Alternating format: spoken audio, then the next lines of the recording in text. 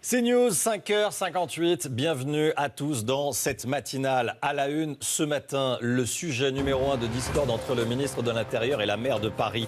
Vous allez voir dans un instant notre reportage au cœur du trafic de crack dans la capitale. Enquête tournée par nos reporters Porte de la Chapelle. Vous allez voir, c'est édifiant.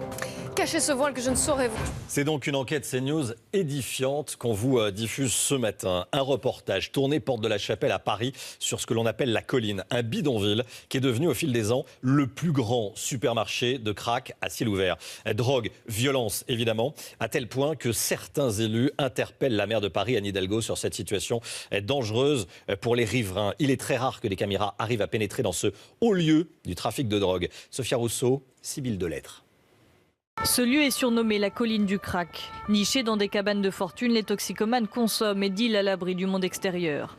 Ici, il n'est pas rare de voir des gens traverser la bretelle du périphérique au péril de leur vie. C'est une situation qui est très problématique, d'autant que les personnes qui sont là, nécessairement à certaines heures de la journée et de la soirée particulièrement, se rendent sur la porte de la chapelle pour aller, soit pour les femmes se prostituer pour avoir leur dose, et pour les hommes faire de la mendicité agressive pour justement récolter un peu d'argent.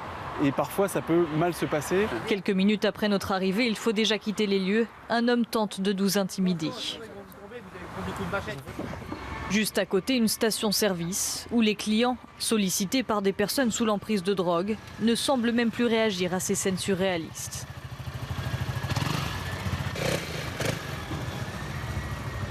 Et à quelques mètres seulement, au pied du métro, même constat, les personnes sous influence de crack sont légion. Vous avez des gens qui sont sous l'emprise de stupéfiants, qui vous agressent.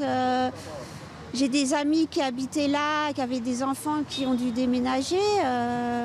Donc ce quartier devient une zone de non-droit. Ce commerçant, lui, a perdu entre 20 et 25% de son chiffre d'affaires en seulement 2 ans. Les clients, ils viennent plus à cause des toxicomanes. On nous a installé des toilettes publiques à 10 mètres de ma terrasse.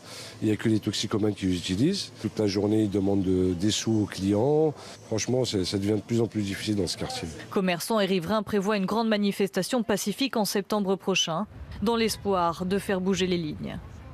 Voilà un reportage pour l'antenne de CNews que nous vous diffusons ce matin à la une de l'actualité.